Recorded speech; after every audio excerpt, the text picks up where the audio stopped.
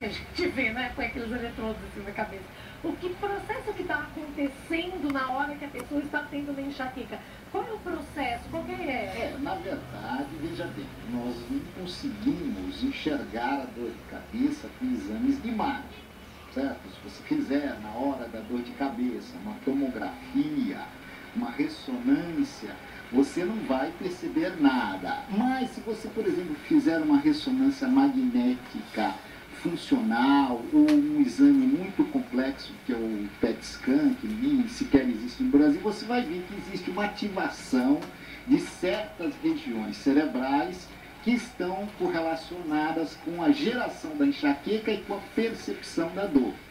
E isso você vai ver em qualquer processo doloroso, agudo ou crônico. É a única maneira que a gente tem de enxergar a dor.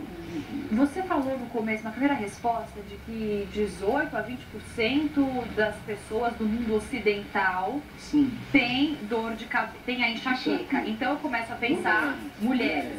Então eu começo a pensar que isso tem a ver com um estilo de vida diferente do mundo oriental. Com certeza. Se você for analisar a frequência da incidência da enxaqueca em países menos desenvolvidos, da África, Índia, ou países em que a mulher não chegou no mercado de trabalho, é proibida de ir no mercado de trabalho, punidas, como, né? Por exemplo, as sociedades islâmicas, a incidência de enxaqueca é muito A gente está sendo punida de todos os lados, né? A mulher está sendo punida de todos os lados. Acredita-se que no século XIX, XVIII, quando as mulheres não trabalhavam, portanto passavam menos estresse, eram donas de casa, viviam em casa, criando os filhos, a incidência de enxaqueca era menor. E a dor de cabeça é tão antiga quanto o homem? Se a gente for buscar na literatura romana, os gregos, os clássicos, as pessoas já tinham dor de cabeça e enxaqueca? A enxaqueca já era descrita pelos egípcios.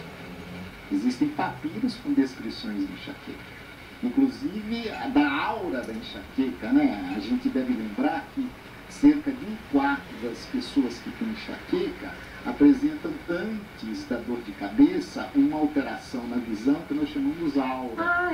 Engraçado. Geralmente são luzinhas, alterações do campo visual, triangulações luminosas, pode formigar os lábios, a ponta dos dedos. Isso é a aura da enxaqueca. Dá para ter uma ideia de quando a crise está chegando. Exatamente. A pessoa que tem enxaqueca com aura, na hora que ela começa a sentir a aura, ela sabe que daqui a algum tempo a cabeça vai começar começa a sentir a aura, é isso? Sentir esses sintomas de que vem chegando, é assim que a gente... Exatamente. Mas não são todos os enxaquecos. Que tem isso. Por que às vezes a gente tomar muito sol, por exemplo, quando é verão, vai na praia. Eu não sou uma pessoa de ficar muitas horas exposta ao sol, tenho a pele muito fininha e tal.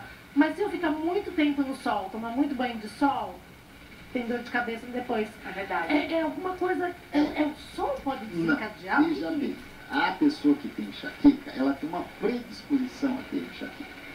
E ela já nasce assim. É uma coisa até genética. A frequência de enxaqueca entre pessoas parentes é muito mais alta do que entre parentes que não têm enxaqueca. Existem desencadeantes típicos da enxaqueca. Pois é. O sol é um deles, menstruação, vários alimentos, cigarro, chocolate, bebida alcoólica, principalmente vinho, a própria menstruação. Então não é que o vinho é bom, mudança de tempo, mudança de tempo, cheiros fortes, cheiro de perfume, cheiro de sorvete, gasolina. É verdade. Mas o desencadeante mais importante é psíquico, estresse, nervosismo, ansiedade, trânsito.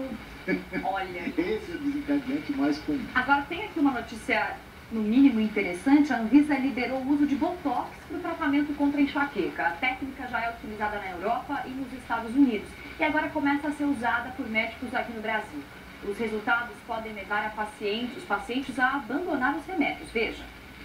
Dor de cabeça forte o dia inteiro, todos os dias. Realidade que Viviane conheceu 5 anos atrás, após a gravidez. Ela chegou a tomar 7 remédios diários, mas com o tempo, os medicamentos deixaram de fazer efeito. Eu praticamente acordava com dor de cabeça, ou acordava de madrugada com dor de cabeça, e já ia trabalhar com dor de cabeça. Viviane procurou um neurologista e em maio começou o tratamento com Botox. Depois de apenas uma sessão, as dores já estão mais fracas e não acontecem mais todos os dias. Pra mim, começou a fazer efeito, sei lá, 5 dias depois. Maravilhoso, eu sou outra pessoa agora. O tratamento da enxaqueca com Botox é caro. Cada frasco usado nas sessões custa R$ 1.500, fora a parte do médico. A boa notícia é que com a regulamentação da Anvisa, pode ficar mais fácil para o paciente conseguir o reembolso do plano de saúde. O Botox é indicado para prevenir crises em pacientes com enxaqueca crônica. É uma dor forte e localizada, muitas vezes acompanhada de náusea, vômitos e sensibilidade à luz e a barulhos. A dor tem que acontecer em pelo menos 15 dias do mês, por 3 meses seguidos. O Botox age sempre bloqueando a liberação de neurotransmissores. E a enxaqueca ocorre por um excesso de neurotransmissores que desencadeiam ou produzem a dor. Assim, quando a gente usa o Botox, a gente diminui a produção e a liberação dessas substâncias, levando a uma diminuição da geração da dor de cabeça. Cada sessão leva cerca de 20 minutos e deve ser associada a outros remédios preventivos. O tratamento pode durar 1 ano, dependendo da resposta do paciente. A grande vantagem do Botox é que as pessoas que têm uma boa resposta ao tratamento, elas conseguem diminuir a quantidade de comprimidos diários ingeridos, tanto de analgésicos quanto de tratamentos preventivos. Hoje em dia eu tenho assim, muito mais ânimo para tratar da minha vida pessoal, da minha vida profissional, né, de uma forma mais holística, né, de uma forma mais inteira. Assim.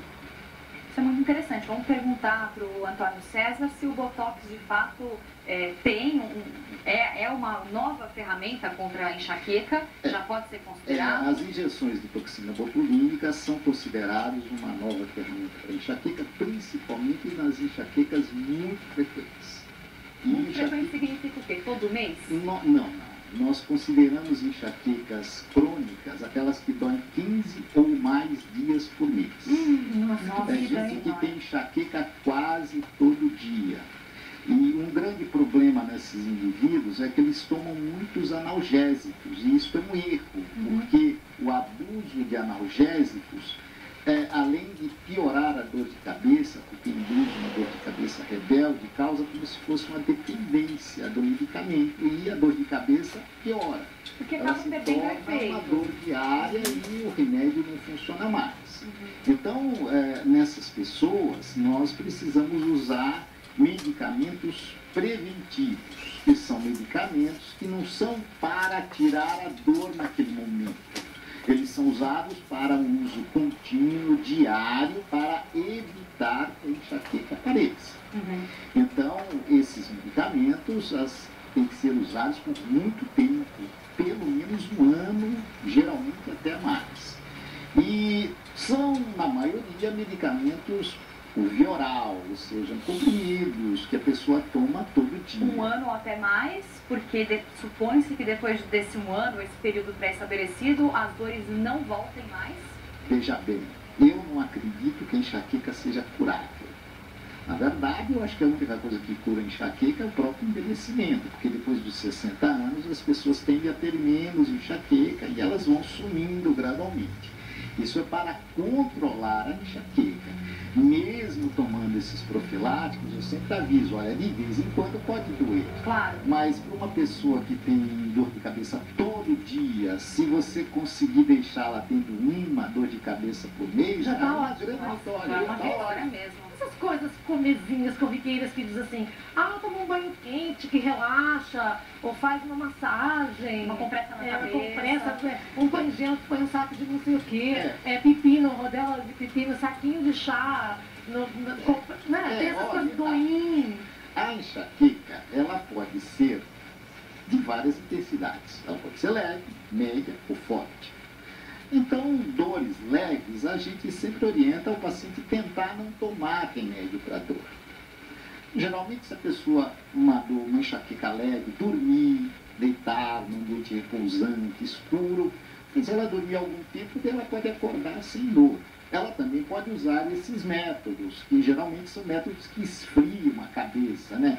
O gelo, ele produz vasoconstricção dos vasos e ajuda no tratamento da dor. Nos Estados Unidos, eu tenho um slide que mostra um capacete para enxaqueca. Não, é com aquele produto que você deixa põe na geladeira, assim. Aquele gel, daquele Aquele saco. gel que congela e a pessoa tira e veste aquilo e amarra na cabeça. Tá pensando em sair assim pra Trava trabalhar, um pouquinho, né? Você você acordou põe com embaixo. dor e sai assim pra trabalhar, vai ficar lindo.